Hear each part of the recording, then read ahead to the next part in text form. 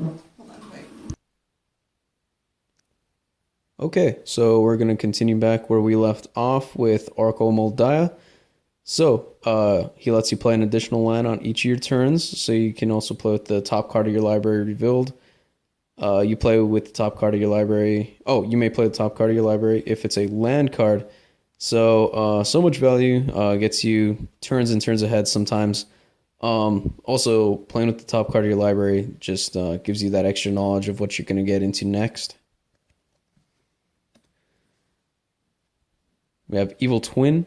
When he enters the battlefield, he enters as a copy of a creature, except he gains blue and a black, and then you tap him, and he's going to destroy a target creature with the same name as that creature. So that's just going to slap your opponent's creature right in the balls. Next, Gamekeeper. So when he's put in the graveyard from play, you remove Gamekeeper from the game. If you do reveal cards from the top of your library until you reveal a creature card, put the card into play and put the other cards revealed this way into your graveyard. So he not only fills up your graveyard, but he also puts a creature into play. Sometimes it's pretty random. You don't know what you're going to get, but a lot of the time it's value. The only downside is that he exiles himself after you do that effect. So, one-time use, but it's a good thing they made him like that, or else that could have been incredibly broken. Now we have Sidisi, Undead Visor. She's pretty much a demonic tutor on a stick. So when she enters the battlefield, you can exploit a creature. And if you do, you're going to search your library for any card. Easily abused. You keep reoccurring her and searching for cards you need. Going to go into our 6-drops. Kaiga the Tidestar. When he dies, you're going to gain control of a target creature. So sometimes I'll purposely just kill Kaiga, so I can just gain control of one of their creatures, or just have it sitting on the board as a threat, so they don't want to swing into me. We have Mikasa the Unhallowed, so he has Intimidate. I hardly ever attack with him, but whenever a human deals damage to you, you destroy it. That's not too relevant, but his next ability is other non-human creatures you control get +1/+1 and have Undying. So that's so much value for you and all your creatures, because they're just going to keep coming back with those 1/1 counters. Well, they're not going to keep coming back, but they're going to come back once. Just going to get good value. And Kukushu, the Evening Star. So when he's put into the graveyard from play, each opponent loses 5 life. You gain life equal to the life lost this way. This in a multiplayer game is pretty nasty, because you're in a 4-player game. You're going to have a 15 life total swing there, because he's going to die. They're all going to lose 5, and you're going to gain 5 for each one. So, yep, it's pretty good for you, and you can just keep recurring it and doing that. Next, we have Inkai's Servant of Oni. Not the strongest creature, but just really fun. You can just ninjutsu it into play there for 5, so you're going to return an unblocked attacker you control to your hand. Put this card in the battlefield from your hand, tapped and attacking. And when Inkai's deals damage to a player, you may put a creature card from that player's graveyard in the battlefield under your control. Just really goes with the whole flavor and theme of the deck. And he also has Regenerate. Harvester of Souls. So, whenever another non-token creature dies, you may draw a card. Sometimes this dude can net you about 5 to 15 cards. Especially if you throw down a board wipe and the board's pretty full and he's on there.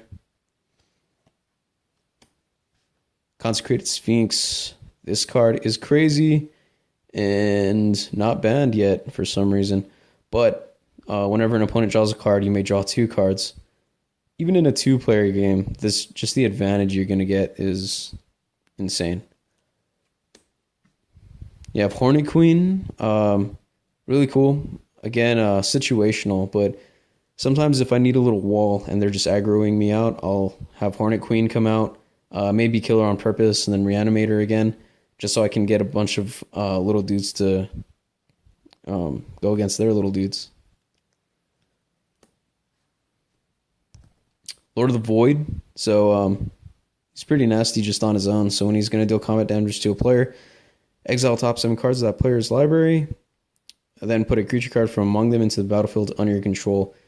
Sometimes he's really good if they're playing bigger creatures. Other times if they're playing like goblins or just janky little things, not so great, but yeah. Butcher Malakir. So when Butcher Malakir or another creature you control dies, each opponent sacrifices a creature. So it's a 1-for-1 there. Makes them hesitant to kill your stuff. Sphinx Ambassador. I just added this card. Looks fun to play. When Sphinx Ambassador deals combat damage to a player, search that player's library for a card.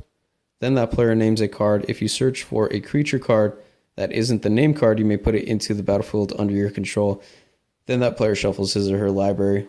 Like, what are the odds if you swing in with this guy and they have like 20 creatures in their deck? What are the odds they're going to name the right one? I mean, don't be obvious and search for the best creature, but yeah, what are the odds? Come on. Seems good for you. Shrestodon. So when it enters the battlefield, you're going to destroy up to 3 target non-creature permanents. For each permanent put into the graveyard this way, its controller puts a 3/3 green elephant creature token into the battlefield. So when you blow up one of their permanents, non-creature permanents, and they get a 3/3, that's such a minimal downside to this. It's when you're blowing up really valuable things that they have. Craterhoof Behemoth. So he has haste, and when he enters the battlefield, creatures you control gain trample and XX till the end of the turn, where X is the number of creatures you control. So this guy can just be a game ender on his own sometimes. Void Winnower, just put this one in. BFZ. Your opponents can't cast spells with even converted mana cost, so that screws up a lot of, pretty much probably half the cards in the whole game. Your opponents can't block with creatures with even converted mana cost either. So yeah, that can just really screw them up.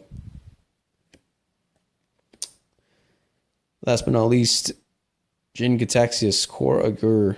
So he has flash. I hardly ever flash him in, but sometimes you just have that mana and you're ramping really hard and you can flash him in and be cute. But he has, at the beginning of your end step, you draw 7 cards. So that's good either way. You know, if your hand is empty, you get 7 cards. If you already have a ton of cards, you're going to draw those 7 cards and you have to discard. So you just keep throwing all these cards in your graveyard and you're just going to get a lot of value. Sometimes I actually have to kill this guy because he gets you too many cards. But each opponent's maximum hand size is reduced to 7. So at the end of their turn, they're going to have to discard all their cards. Well, yeah. Down to 7 anyways. Or it's just going to get reduced by 7. So yeah, they'll usually have no cards in their hand. It's pretty messed up, but I'll do this sometimes if they're being jerks. And there you have it. That is the mimeoplasm. Feel free to comment in the comment section. Any feedback is greatly appreciated. Any recommendations too? I like to know what you guys know. Share any card knowledge that you may have with me. I'd appreciate that. Thank you guys. This is Casual MTG. Have a good night.